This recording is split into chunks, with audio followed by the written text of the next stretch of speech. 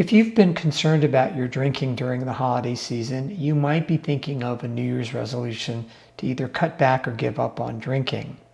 The problem is most New Year's resolutions don't last beyond more than a couple weeks or so. So if you're interested in doing something about your drinking, I have a wonderful resource that can really help you. Now is always the time to start making positive changes in your life. Dr. Donna, Leigh, Bliss here. On this channel, I promote optimal mental health and well-being to help you become the best version of yourself. If there are topics you would like me to do a video on, please let me know in the comments section below. The holiday season, it's very festive. Lots of parties, lots of fun, and for many people, lots of drinking. Too much drinking.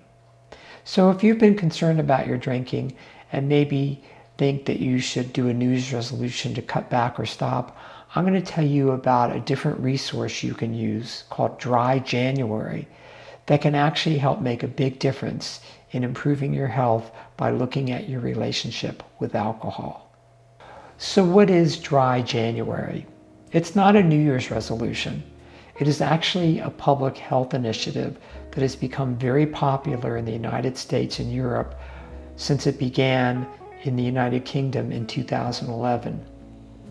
For many people who might enjoy drinking, they get concerned about if they're drinking too much. How is it affecting their health? And so Dry January became a way for people to start to either cut back or stop drinking for a month just to get a better idea of what alcohol was doing to them in terms of their health. And what's interesting is that studies have shown that when people stop drinking for even short periods of time, they sleep better and they feel better.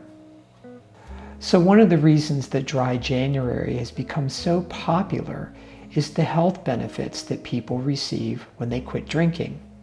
Now, if you read news studies, there's always a debate about how much alcohol is safe for people to drink. And I don't know if there's a safe or healthy amount. Alcohol is actually rather toxic, but in small doses, it's really not that problematic for most people, but not all. What's interesting is that people who participate in Dry January, where they make a decision to give up alcohol for that month, is they report many benefits very quickly. Improved concentration, better sleep, their appetite improves, they have more energy, they just feel more vitality. And one of the things that's really interesting is there's more and more scientific studies that back up these facts. So how do you get started? Now there's a common misconception that if you participate in Dry January, that means you need to give up alcohol for the rest of your life. And that's not true. And even though the idea behind Dry January is to stay abstinent from alcohol for the month, some people aren't able to do that. Some find out that after a few days, it can be really challenging to stay away from alcohol, so they might only do it for a portion of the month or try to cut back on their drinking. The bottom line is there's no right way to do it. The focus is about improving your health by looking at your relationship with alcohol. So don't get too caught up on thinking there's a perfect way you have to do it, because people do it in very different ways. So if you go on the internet and do a Google search of Dry January, you'll read lots and lots of stories, which can be quite inspiring. But if you're not really sure where to start, you can use the official app of Dry January. It's called Try Dry. It's free of charge. You can get it for iPhones or Android phones. And it really provides you some structure and tools that you can use to help you if you're going to try Dry January this year. So this is really a wonderful resource that can give you lots of ideas and information you can use to help you learn more about your health and your relationship with alcohol. I encourage you to check it out. Many people have used it. It's been very, very helpful.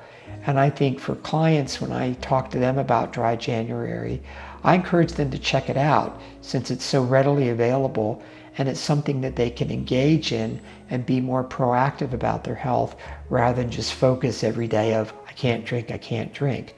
So this is a nice way for you to be proactive about improving your health by looking at your relationship with alcohol. So go into the App Store or the Google Play Store and check it out. Again, it doesn't cost you anything, and I think you'll find there's lots of features that would be very helpful for you. Thank you for watching this video. I hope you found it helpful and it gives you some inspired ideas about improving your health by looking at your relationship with alcohol. Please click on the subscribe button so you'll be notified when I release new videos. I've also included links for other videos that you might find helpful. Finally, remember, now is always the time to start making positive changes in your life. I'll see you next time.